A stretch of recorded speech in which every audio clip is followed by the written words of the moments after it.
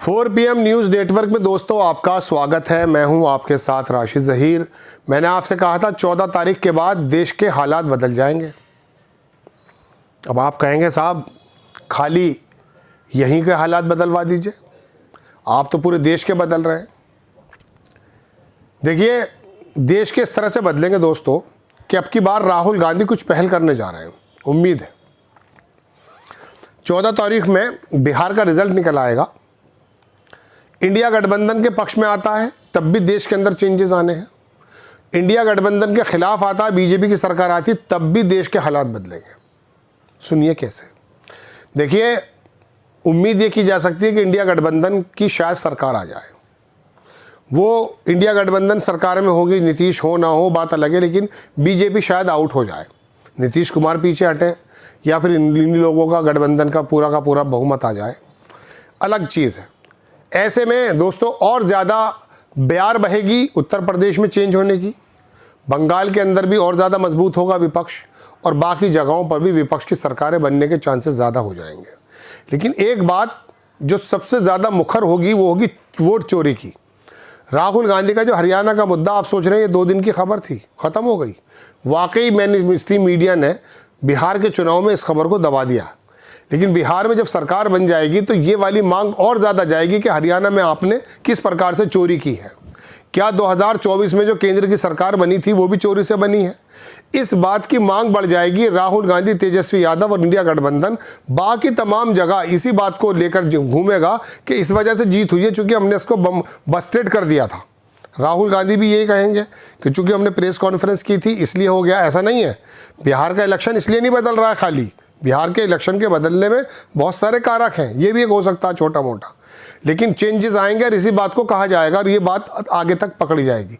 लेकिन अगर इंडिया गठबंधन की सरकार नहीं बनती और बीजेपी की बन जाती है तब भी ऐसे ही होगा, तब भी ये मांग फिर तो फ्री हो जाएंगे राहुल गांधी भी और तेजस्वी यादव जी, निकल आएंगे दूसरे प्रदेशों में और नीतीश कुमार पर, नायडू पर भी प्रेशर बनाने की कोशिश करेंगे।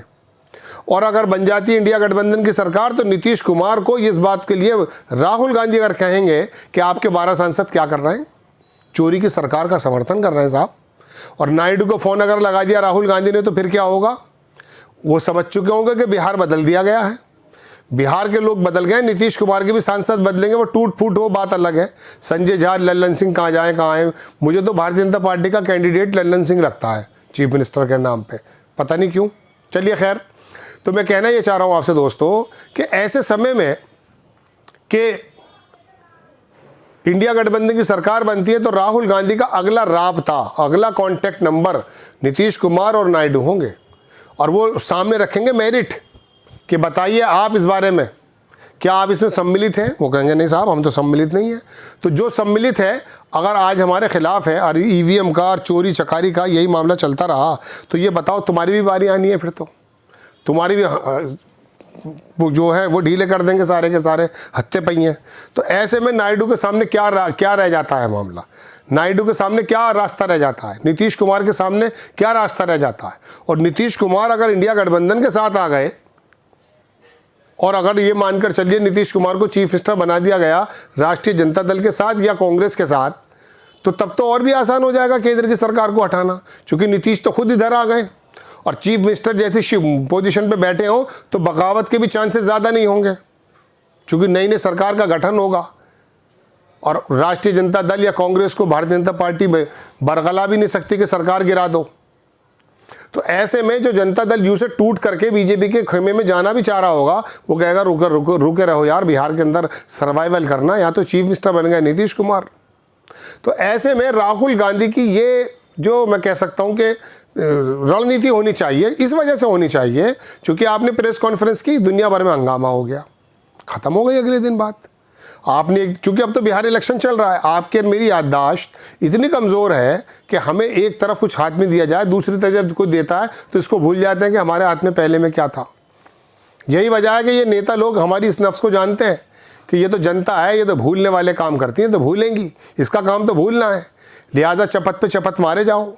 लेकिन अब की बार जो राहुल गांधी ने खुलासा किया है ना दोस्तों, ये हाइड्रोजन बम का, ये ऐसा नहीं है कि ये बंद हो जाएगा।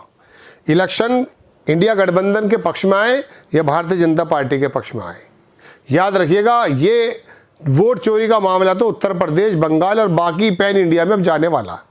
और इसके अंदर सबसे ज़्यादा दिलचस्पी और सबसे ज़्यादा दिलचस्प मोड़ ये होगा कि आप ये देखेंगे कि नीतीश कुमार और नायडू को जो कांटेक्ट करेंगे राहुल गांधी और इंडिया गठबंधन के बड़े नेता, और वहाँ पर जो ज़मीन पर जो हवा चलाएंगे, उससे इन लोगों को केंद्र से हटना पड़ेगा। आप ये समझ लीजिए, किसी आदमी ने किसी ज़माने पहले कहा था, मैं टॉपिक का सबसे बड़ा आधार इसी बात को मान रहा हूँ कि मोदी की सरकार नहीं रहेगी, 14 तारीख के बाद में शुरू हो जाएगा वो पूरा का पूरा मामला। इंडिया गठबंधन की सरकार बने तब भी, इंडिया गठबंधन की सरकार ना बने तब भी केंद्र पर सबसे ज़्यादा प्रहार होने वाला है।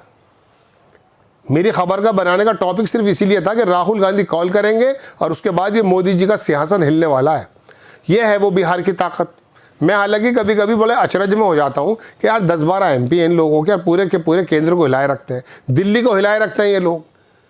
ममता बनर्जी 30, 32, 35 लेके, वो 37, 35 लेकर, स्टालिन चुपचाप बैठे रहते हैं, इनके 10-12 सांसद उछलते रहते हैं भाई।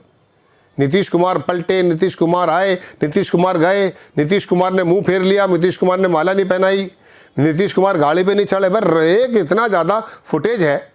अच्छा, एक बात और देखिए, इस हंगामे में मिला क्या। मैं खबर से एक अलग 1 मिनट की बात बता रहा हूँ। अभी पिछले दिनों राष्ट्रपति का चुनाव हुआ था। आप जानते हैं कि राष्ट्रपति का चुनाव कौन है? राष्ट्रपति बताइए। उपराष्ट्रपति का चुनाव सॉरी हुआ था ना, कौन है? पत्रकारों को छोड़ के आप में सब भूल चुके होंगे। चलिए, उपराष्ट्रपति को छोड़िए, जो गठबंधन की तरफ से लड़े थे उनका क्या नाम है? आंध्रा के वकील जो थे, जज, नहीं पता होगा, भूल गए। लेकिन उस वक्त मैंने ये एपिसोड बनाया था कि देखिए, इतना हंगामा कर रखा है, इससे कोई फर्क नहीं पड़ने वाला कि उपराष्ट्रपति ये जीते या वो जीते, कोई फर्क पड़ने वाला नहीं है। ऐसे ही बिहार के अंदर एक ऐसा हंगामा मचा के डाल रखा है दोस्तों। ऐसी कल मैं टीवी पर देख रहा था, मोबाइल पर देख रहा था, आज भी हम शायद बीहड़ जो होता है ना पुराना ज़माना, उसी जानवरों के दौर के अंदर है। कोई भाग रहा है, कहीं लाठी चल रही है, कहीं गिर रहा है, कोई गोबर फेंक रहा है, कोई बच्चा। अरे यार, क्या आलम है हमारा। ये कमीज़ पहनने का अधिकार नहीं है मुझे। अब मैं सच कह रहा हूँ आपसे, मुझे सिविलाइज्ड होने का अधिकार ही नहीं है। मैं आज भी पहले जानवरों की ज़िंदगी गुजार रहा था, आज भी वही गुजार रहा हूँ। एक नेता आकर के किसी को मरवा देता है, किसी को जिला देता है, किसी पे गाड़ी चढ़ा देता है, और ये डंडे डंडे लेकर के 4 कचौरी 50 रुपए, 5 किलो चावल। भाई क्या हद।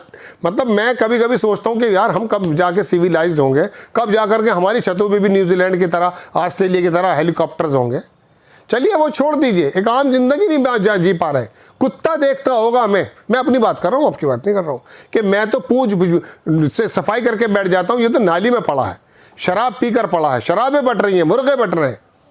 अभी 1-2 साल पहले मैं खबर बना रहा था कि नेता, आंध्र प्रदेश की बात है शायद, तेलंगाना की, एक मुर्गा, जिंदा मुर्गा और एक शराब की बोतल बांट रहा था। थूक देना चाहिए उस लेने वाले पर। क्या आलम है हमारा। जय हिंद।